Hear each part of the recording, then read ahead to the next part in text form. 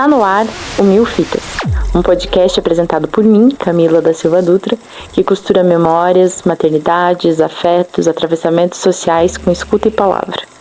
Aqui, cada episódio abre espaço para o que muitas vezes é silenciado.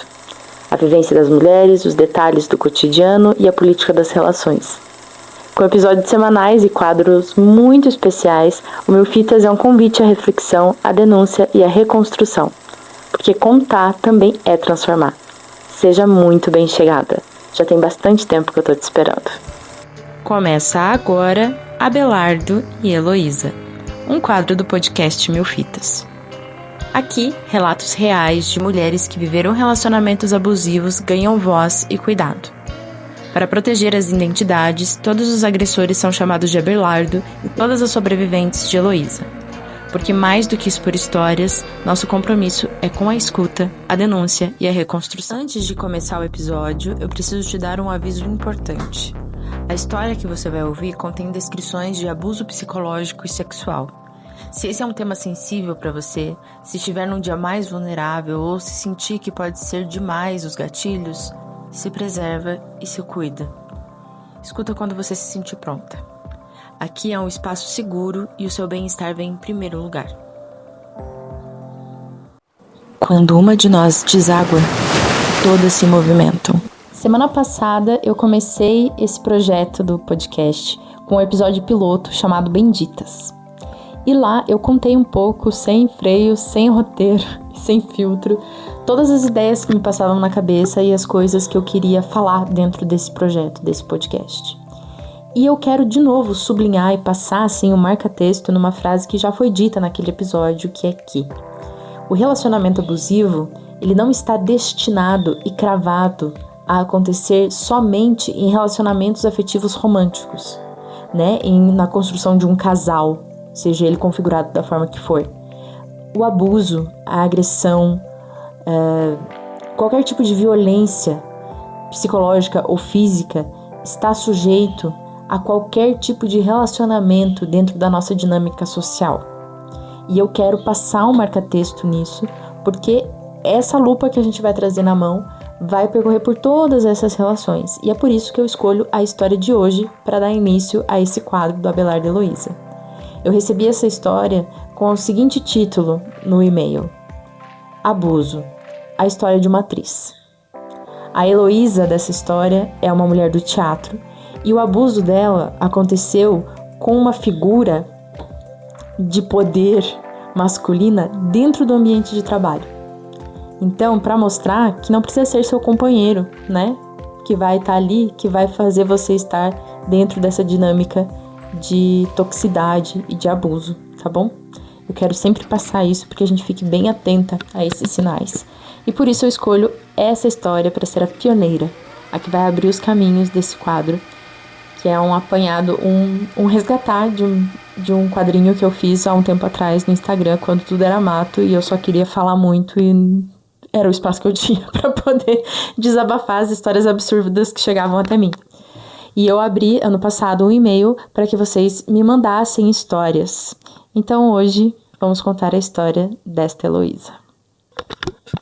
A Heloísa é uma mulher do teatro e que fazia teatro desde pequitinha. Ela começou a estudar teatro aos 11 anos na cidade dela e aos 16 já estava trabalhando na ativa, fazendo trabalhos profissionais e entrou para um grupo de teatro dentro da cidade que também contava com a sabedoria circense. E ali ela começou a desenvolver um dom que nós, operários da cultura, temos, que é se transformar em um polvo. Pra quem não sabe, muitos tentáculos, né? A gente vai fazendo de um tudo para poder sobreviver e minimamente ser remunerado com um pouco de decência para, né, dar conta de tudo que a gente quer fazer e precisa fazer na nossa vida. E nessa lida na companhia, a Elo estava por dentro de tudo, começou a escrever projeto, começou a fazer teatro dentro das empresas, né, Cipate, pessoal aí que já participou sabem como é que é, e lá foi ela, aprendendo a fazer de um tudo, ganhando conhecimento, profissionalizando cada vez mais aquilo, e ela trouxe um detalhe muito importante e que eu também acho muito importante de contar, que a Elo foi criada pela mãe. A mãe da Heloísa era uma mãe solo, e ela foi criada pela mãe e pela avó. O que temos aqui? o retrato da família tradicional brasileira raiz. Uma mãe solo contando com mais uma mulher para poder dar conta de uma criança. Uma tríade poderosa ali, né? Ela disse que eram mulheres maravilhosas e eu tenho absoluta certeza disso. E ela conseguiu, então, retribuir esse cuidado através de pagar conta, né, menina? Que é isso, quando a gente pode colaborar financeiramente dentro de uma casa que depende da força de trabalho de mulheres que já estão sobrecarregadas de mais de um turno de trabalho todos os dias, é realmente recompensador, é uma demonstração de afeto, né, e de cuidado também, poder prover dentro desse lar. E a Heloísa tava, tipo assim, muito feliz por conta disso. Genuinamente feliz, né, merecidamente feliz por isso. E também contando com a alegria de tão nova ter encontrado uma vocação, um ofício, um desejo, um agir no mundo, né, uma atuadora da cultura totalmente ativa na cidade dela, muito nova, completamente engajada, né, com a oportunidade de trabalhar com o que ela gostava, com o que ela escolheu, né. Estava completamente agradecida por aquele momento. A companhia de teatro e circo que ela trabalhava era comandada, liderada, mediada por um casal. Lógico, né, que o homem ali sempre estava mais à frente. E quem é este homem em questão? Sim, o nosso Abelardo. Tudo bom? A Abelardo era o diretor, né, o criador, o dono daquela companhia ali de teatro, junto da esposa dele, a Silvana. E conforme a Heloísa foi se envolvendo com os trabalhos e muito dinâmica e muito prestativa e muito interessada, ela foi acumulando funções ali junto com essa galera e foi se afinando junto com esse núcleo familiar, né? Afinal, era um casal que comandava aquilo e ela ficou muito amiga da Silvana, criou um laço de irmandade, assim, a Silvana era como se fosse a melhor amiga dela, assim, se tornaram confidentes, afinal conviviam muito, né? E como o Abelardo era um homem mais velho, ela via nele uma figura paterna, né, um cuidador ali, uma segurança, e ainda mais ocupando esse lugar de poder de ser o grande provedor, né, das oportunidades e, enfim, o dono da companhia e todo esse rolê. Essa era a relação da Lente da Heloísa, né, minha família, porra, minha melhor amiga, meu paizão aqui, vamos dar-lhe, teatro na cidade, movimentando cultura, é nóis. E conforme ela foi estreitando esse laço familiar, ela convivia muito com eles. E a sede da companhia era na casa deles. Então eles ficavam muito juntos, assim. E conforme o trabalho foi aumentando, as demandas foram crescendo, eles foram dando para a Heloísa outras funções mais burocráticas, né, na parte administrativa, financeira e tal. Quando eu tô lendo essa história que a Heloísa tá ali me contando, penso eu, me deu um gancho aqui, hein? Seria esse um acúmulo de função, um desvio de função que não remunerado? Hein, Heloísa? Conta pra gente depois, se você ouvir aqui a sua história sendo contada. Será que foi remunerado isso ou não? Porque tem isso aí, né? Que, tão amiga, tão legal, deixa que a menina faz. Mas daí você não tá sendo paga pra fazer a parte burocrática. Você tá sendo paga pela oficina que você deu lá por 2 horas e que foi só o seu...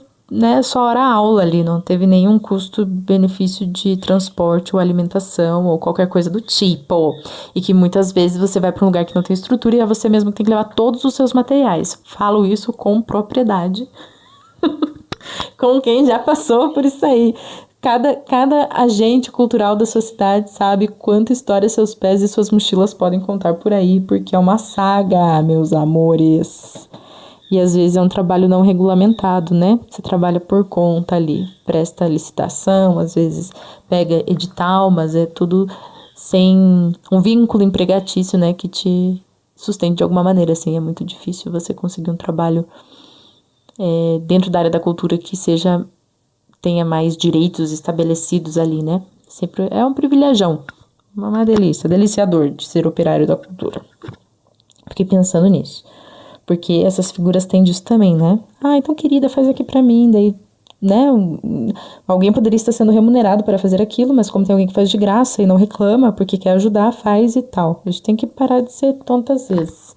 Isso sou eu falando pra mim, porque eu já fui muito tonta nesse sentido em vários momentos. Tudo bom? Vamos se abraçar aqui desse rolê. Beleza. Lolo tá ali super engajada na companhia, ocupando um lugar necessário e preciso ali, né? Com a confiança de seus pares e de seus superiores. E com uma amizade muito bem estabelecida com a Silvana e tendo ali no Abelardo essa figura paterna. Como a demanda de trabalho começou a crescer, ela começou a conviver ainda mais dentro da casa deles. E acabava que tinha semanas que ela dormia lá, porque eles ficavam trabalhando até mais tarde e dormia. Mas, assim, pra ela tava suave, tipo, tava normal, era natural aquilo. Foi organicamente acontecendo aquela situação, assim. Então, cada vez mais ela estava mais inserida dentro da família, ela se sentia dentro daquele núcleo familiar. Aí, meus amores, peguem suas bandeirinhas vermelhas, levantem para cima que vai começar sequência de toma-toma dos sinais que começam a ficar descabidos, escancarados, explícitos e naturalizados por todos. Abelardo começa de gracinha. Começa a fazer brincadeirinhas, falar uma coisinha aqui, outra ali, a ter toque de... Ai, esbarrei sem querer, peguei na tua bunda. Ai, meu Deus, teu peito tá na minha mão. Ai, desculpa. Ai, que meu Deus, que distraidinho. Que eu me distraindo, olha que loucura, menina. Ai, meu Deus, mas eu adoro você. Fonfon aqui na sua bundinha de novo. Um dia você vai ser minha, hein? Eita, gatinha. Isso, Heloísa estava já se sentindo desconfortável. Ponto. E vamos passar um marca-texto nessa frase aqui também? Se você se sentiu desconfortável, não é brincadeira. Se você não se sentiu à vontade com aquela brincadeira, com aquele toque, com aquela fala, isso basta. Ponto. Esse é um limite que a gente precisa começar a estabelecer. Só que como a coisa toda é feita para acreditar que é coisa da nossa cabeça, e como é naturalizado por todos, porque esse tipo de coisa acontece na frente de todo mundo. Mas, o Abelardo é muito gente boa, né, cara? Meu Deus, é muito bom trabalhar com ele, porque ele é descontraído. Ele brinca mesmo. Ele vem, pega na gente, faz brincadeira o tempo todo. Nossa, que gostoso que é estar aqui. Ainda mais nesse lugar que é meio que autorizado isso, né? E que fica... E daí a Heloísa relata isso, e eu entendo muito quando ela fala isso. Porque o ambiente ali do teatro... Estar numa sala de ensaio é um lugar de provocação, um lugar de experimento, de disruptura. A gente sai do cotidiano, a gente se presta ao ridículo, a gente faz um monte de coisa que envolve toque, que envolve fala, que envolve aproximação, tudo isso. Tudo isso tá ok, faz parte, né, do fazer teatral ali quando você está numa sala de ensaio. Só que como nesse ambiente ele é totalmente disruptivo, fica ainda mais difícil encontrar o lugar que caiba o seu desconforto. Porque daí é muito fácil entrar no lugar de que assim, mas você é muito chata, cara. É assim mesmo, para de ser boba. Ui, que conservadora, que coisa esquisita, não sabe brincar. Ou, ainda indo para outro lugar, você não é profissional. Porque se está dentro da cena, faz parte da cena, você tem que aceitar o jogo do outro. E você é nitidamente desconfortável porque não era necessária aquela ação e aquela pessoa está se aproveitando de você, abusando de você naquele momento. Esse lugar é um pouco gatilentinho pra mim, talvez, porque eu estive no lugar da Silvana, nesse lugar, né, onde eu estava numa companhia, estava tendo uma oficina mediada pelo Santiago, e ele tinha provocações que você percebia a maldade. E eu ficava muito incomodada. Minha cara me entregava, mas eu ficava entre a Camila e ciumenta, porque ela... Ui, quase que eu falei o nome dele. Opa, põe um pique, eu quase falei o nome. Quase soltei o nome real de Santiago. Eita, momento, spoiler. O problema seria eu, né? E a Heloísa tava na mesma situação ali, né? De o problema ser ela. Então, ela ficava acreditando que realmente devia ser... Ela tava vendo maldade onde não tinha. Afinal de contas, ele tratava ela como uma filha. Tava tudo certo. Vale relembrar que Heloísa entrou na companhia quando ela tinha 17 anos. Essa relação se estreita, ela tá com 18. A gente não sabe a idade de Abelardo, mas eu chuto uns 40 a mais, né? Devido ao contexto, ser um homem casado, já ter uma companhia de teatro, estar bem estabelecido, de certa forma. Imagino que ele tenha por aí. Aí, menine, o que me acontece? Elozinha, 18 anos, tá? Abelardo chega pra ela e acha de bom tom dizer o seguinte: Ei, Elo, tudo bom? Você sabia que você já pode entrar num motel? Eu acho que você não conhece, né? Você quer conhecer um motel comigo? Aham, ele falou. Ele falou isso pra ela.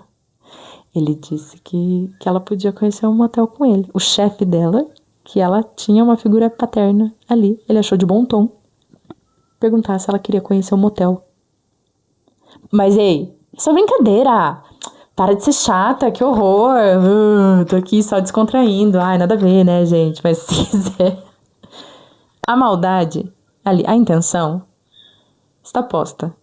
A gente sabe, né? Nosso corpo sente. Você sabe o jeito que olhou. E ela tava desconfortável já. Ela tava desconfortável com o jeito que ele olhava pra ela. De um olhar invasivo, assim. De toque demais. Passava por ela, passava a mão na barriga, sabe? Ela tava incomodada com aquilo. Mas ao mesmo pé essa contradição, né? De você acreditar que não é tudo isso que você tá vendo. Talvez não seja bem assim. Poxa, ele não ia fazer isso na frente da esposa dele, tá ligado? E sim, ele estava fazendo isso na frente da esposa dele. E ele começou com, vem aqui brincar comigo, senta no meu colo. Quando eu tava lendo a carta da Heloísa, ela falava isso, né? Ele falava assim, vem aqui, vem brincar comigo, senta no meu colo. E me deu 70 tipos de arrepio diferente, porque olha a cultura da pedofilia aí, tá ligado? É cada buraco, minha gente, ó, que eu só sei lá. Foi ficando uma coisa tão vulgarizada, tipo, tão naturalizada entre todos, que a Silvana, certas vezes, dizia pra Heloísa assim, não liga, é o jeito dele, ele faz isso pra te provocar porque ele gosta de você. Ai, ai, ai, ai, ai, de novo, né? Quantas vezes não? Não, ele faz isso porque ele gosta de você. Ele tá bravo desse jeito, com esses ciúmes doentio que ele deu um soco na mesa, porque ele te ama e ele não quer te perder. Esse menino da sua sala, ele puxa seu cabelo e rouba sua caneta porque ele quer te provocar pra chamar atenção, porque na verdade ele quer ficar com você, ele gosta de você, né? Olha só como a gente tá sendo impregnada desta merda há tanto tempo, em coisinhas tão sutizinhas, né? Tão colocadas ali, distorcendo tudo que envolve o que é realmente alguém gostar de alguém. Puxado, pesado, tenebroso. Beleza. Vida que segue. Então chega um dia em que eles precisam fechar um trabalho em uma cidade vizinha. E o Abelardo dá um jeito, articula uma situação, arma a cama para que só esteja ele e a Heloísa nessa viagem. Que não vá mais ninguém. Ele consegue dar um jeito de fazer isso. Só que assim, a Heloísa não tá percebendo isso. Ela vai ver isso só depois. Eles vão para a cidade, fazem a reunião, fecham o contrato, tudo às mil maravilhas. E eles estão voltando para a cidade deles.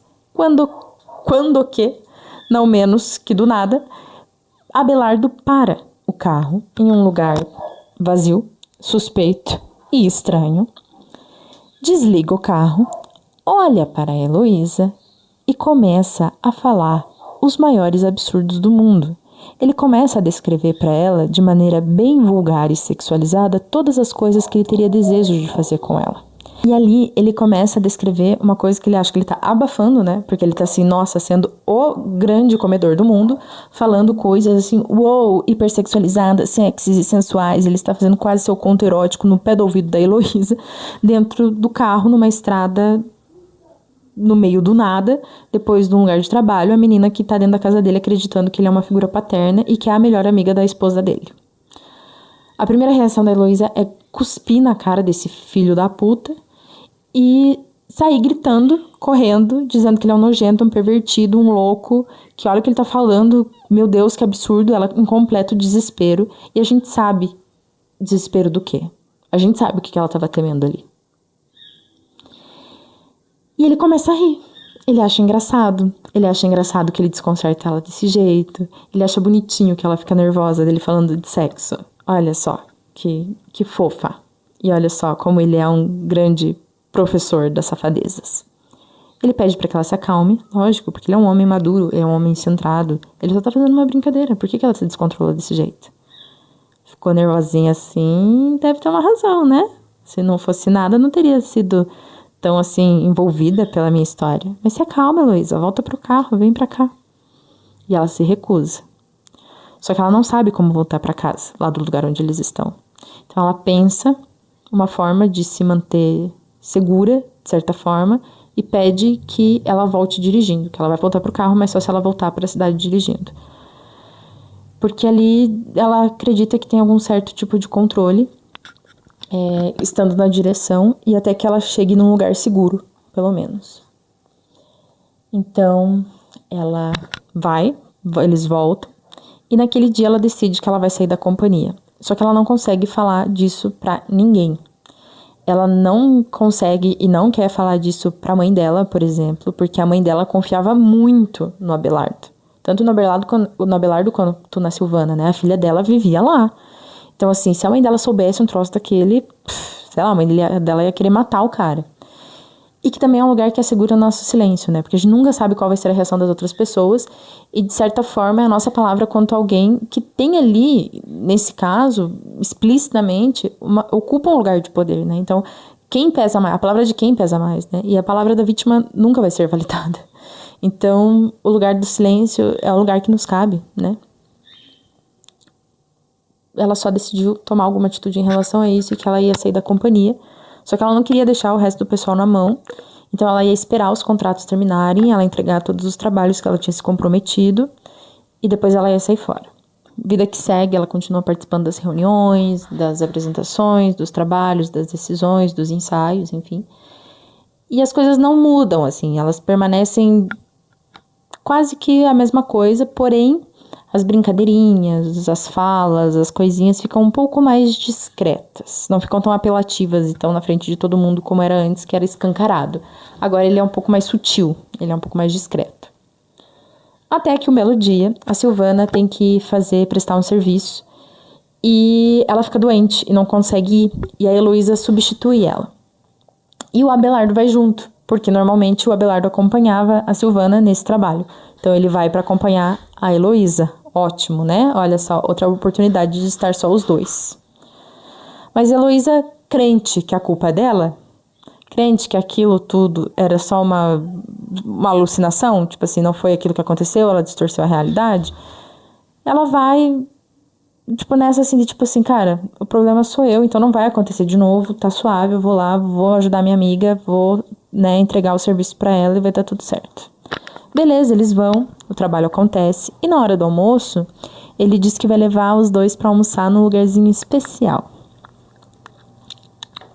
E leva a Heloísa num restaurante chiquérrimo, caríssimo, pra almoçar. Isso era uma terça-feira comum, tá?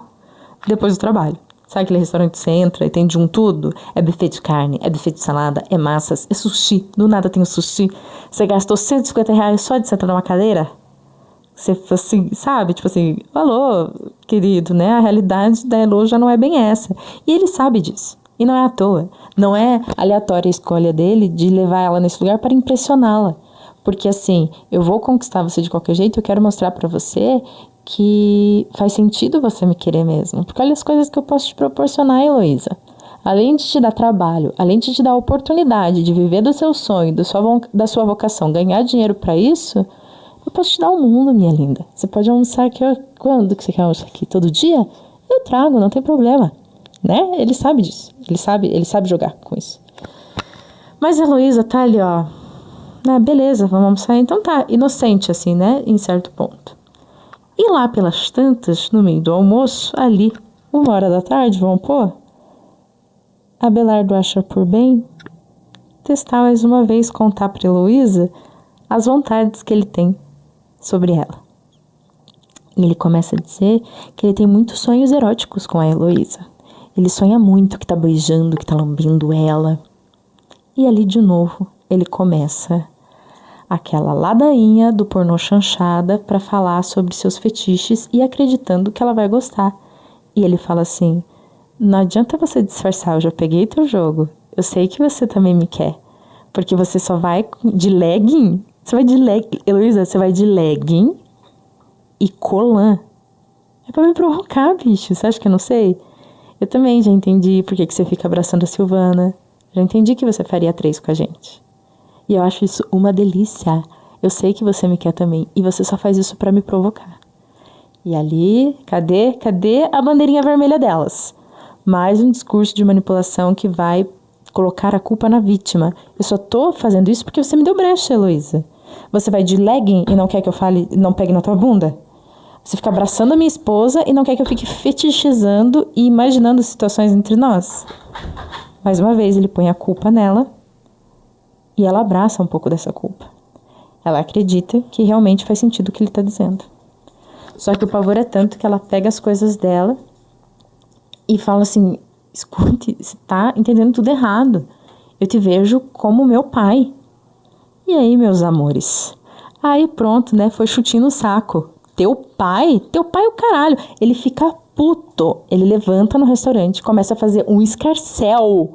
E eu lendo essa história, eu fiquei assim, será que era restaurante que ele levava a Silvana? Eu, né, me colocando no lugar da Silvana. Mas assim, será que ele o que tá acontecendo? Além de constrangedor por si só, né, tipo assim... eu pensei muito na Silvana, né, tipo, ele tá expondo ela também, de certa maneira, e enfim. Aí, ele começa a gritar, dá um showzinho, ele dá o showzinho dele, e ele fala assim, seu pai é o cacete, eu vou ser seu homem. Vou ser sim, porque você também me quer. E começa a fazer uma cena no restaurante, gente. Terça-feira aqui, ó, dia comum. Na hora do almoço, um escândalo. Com uma menina nitidamente muito mais nova do que ele. Então ela pega as coisas dela e vai embora. Sai correndo dali. Ela pega o carro e vai embora. Aí ela faz um PS dizendo que o carro é dela. Só que toda vez que eles vão fazer alguma coisa, ele faz questão de dirigir porque é mais cômodo pra ela, porque ele é um cavaleiro, porque ele quer deixá-la confortável. Olha que querido, né? Olha que gentleman. Gente, um verdadeiro, um homem de valor, né? Olha, um homem de valor. Eu tô abrindo e fechando portas, né? Espero que isso não atrapalhe no áudio. Ela pega o carro e ela sai sem rumo até que ela chega na praia. E é onde ela consegue desaguar. Ela chora, ela grita, ela fica diante do mar e tenta tirar aquela sujeira que ela tá sentindo nela. Porque ela realmente acredita que a culpa é dela. Que tudo aquilo ter acontecido é por ela ser quem ela é. Por ela agir do jeito que age, por ela se vestir do jeito que ela se veste, por demonstrar afeto para a melhor amiga do jeito que demonstra, o jeito como ela se mexe, o jeito como ela dança, o jeito dela ser atriz, o jeito dela estar em cena. Tudo isso são indicativos para que aquele homem se sinta autorizado a fazer o que ele fez. E ela quer tirar aquela culpa dela. Ela quer que aquilo saia dela de alguma maneira. Então, definitivamente, ela resolve que ela vai sair da companhia. E ela anuncia que ela está indo embora, que ela não vai mais participar dos trabalhos e que acabou. E só aí ela consegue contar para a mãe dela o que aconteceu. E quando ela conta para a mãe dela tem uma reação que a gente precisa lembrar que não é sempre que a gente vai ter quando a gente divide a nossa história de abuso, de agressão ou de dor com alguém. E mesmo sendo de mãe, né? Só que a mãe da Heloísa foi maravilhosa e deu a Heloísa o que ela mais precisava, que era escuta, colo, amparo e ajudar a elaborar e dizer a ela: a culpa não é, nunca foi e nunca será sua. É lógico que a mãe da Heloísa queria matar aquele infeliz, né? Mas ali, na urgência do caso, ela cuidou da filha dela. Deu o colo que ela precisava para juntar aqueles cacos todos de novo, se refazer e se recompor. A Heloísa acreditava que quando ela saísse da situação, quando ela saísse da companhia, quando ela parasse de conviver com ele, isso tudo ia aliviar. Que ela ia ficar melhor com essa decisão, que, enfim, isso não ia incomodar ela, como incomodava antes. Só que ela ficou com a sombra da culpa de não ter contado para a amiga. E, de certa forma, ter deixado essa amiga presa ali ainda, numa relação com um cara nojento, escroto. Só que ela não conseguiu falar pra amiga, ela não conseguiu ter nenhuma atitude em relação a Silvana. E essa culpa corroía ela. E ficou corroendo ela por muito tempo. E daí, de novo, penso eu aqui, elaborando com vocês essa história, vou alimentar meu gato. Que, como que diz, né? De novo, não fomos socializadas em Marte, né?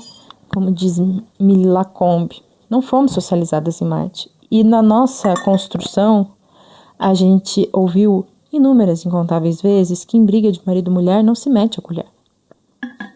E essa briga está em qualquer esfera, né? Que seja uma violência. Se esse cara tá traindo essa mulher, né, dentro das configurações do que eles acham que é traição, ou ele está abusando e assediando outras mulheres, inclusive amigas da convivência dessa mulher, é muito delicado esse lugar, porque nós somos feitas para competir uma com a outra. E a gente sabe que talvez contar para essa mulher o que está acontecendo é pedir para que ela se afaste da gente e que ela recuse essa verdade. Que ela acredite que isso seja uma invenção, porque nós estamos disputando o mesmo homem. Entende? A gente sabe disso, a gente sabe que isso pode acontecer, estamos sujeitas a isso. Assim também como esse homem pode se fortalecer desse movimento, né? Porque daí a gente vai chegar lá na cartilha deles, que tem várias frasezinhas prontas, e uma delas é: você prefere acreditar em fofoca, em acreditar nessa menina, porque ela é uma menina de nada, em vez de acreditar em mim, que sou seu marido, que tô há mais de 20 anos casado com você. Você vai acreditar nessa menina que entrou na nossa casa? É óbvio que ela quer seu lugar, ela quer ocupar o seu lugar. Entende? Você sabe, né, que isso acontece. Então, assim, é uma situação delicada, mas a gente consegue entender o lugar, né, de amiga ali, de se sentir culpada por isso, e às vezes até impotente, né, enfim, e de eu deveria ter feito alguma coisa, mas não fiz, agora já passou, ao mesmo pé que eu quero salvar essa mulher, eu me sinto enfraquecida e ameaçada por esse cara e por essa situação, o que fazer? E isso tudo acompanhou a Heloísa por 8 anos. Até que um dia ela foi no aniversário da filha de uma amiga, e essa amiga era uma amiga em comum com a Silvana. E elas se encontraram nessa festa. E quando elas se viram, a Silvana veio até ela, com os olhos marejados, assim, e elas se abraçaram. E ela descreve lindamente, assim, que foi um abraço de saudade. Um abraço de uma saudade de 8 anos, sem ver a amiga. E que a Silvana disse pra ela assim: amiga, que saudade. Você sabe, né, que eu terminei com o Abelardo. E a Heloísa só se pôs a chorar. E dizer: que bom que você saiu disso, que bom que você saiu disso. E a Silvana não tava entendendo, assim, né, a desproporção, assim, de tudo bem, a gente tava com saudade. Tá, eu terminei, mas por que tu tá chorando desse jeito, né? O que tá acontecendo? E aí elas tiveram a oportunidade de conversar. E a Silvana ficou, sim, chateada pela Heloísa não ter falado pra ela. De não ter dado a ela a oportunidade de saber da verdade, assim. E as duas foram conversando e elas se machucaram muito ouvindo o que a outra tinha a dizer. Mas também se deram colo, também se acolheram e se perdoaram. E aqui, minhas amigas, a gente pode chamar este momento de muita coisa. Mas eu gosto de chamar de revolução. Porque é uma quebra de um ciclo de silenciamento que todo algoz tem como certeza: a gente não vai se falar. Nós não vamos escutar uma outra sem competir ou sem julgar. Nós não vamos nos perdoar, nós vamos passar para sempre disputando umas com as outras um lugar que, assim, no final das contas, ninguém merece ocupar, que é estar do lado desse sujeito. Então, quando nós nos disponibilizamos a isso e nos curamos mutuamente, desculpamos, tiramos a culpa uma da outra, isso abre para um lugar novo, de respiro, de transformação. E Abelardo, vocês podem estar se perguntando, Abelardo continua no mesmo lugar que todos os Abelardos, no seu lugar de privilégio, sempre sendo tratado como cara gente boa, tendo seus espaços de trabalho conquistados sem serem atingidos em nenhum momento, sem ter perdido nenhuma pessoa do seu convívio ou de sua credibilidade e provavelmente, com certeza, ainda agredindo e abusando e manipulando outras mulheres. E a Heloísa disse que depois disso tudo, e principalmente depois dela ter tido essa troca, feito essa transmutação junto com a Silvana, sempre que ela tem a oportunidade de contar a história desse cara para as pessoas que estão no convívio com ele, ela conta. Porque as brincadeiras que ele faz, não é todo mundo que ri. Esse foi o primeiro episódio de Abelardo e Heloísa, um quadro que todas as terças-feiras ao meio-dia te encontra com uma história nova, para ressignificar, repensar e alquimizar nossas histórias de dor.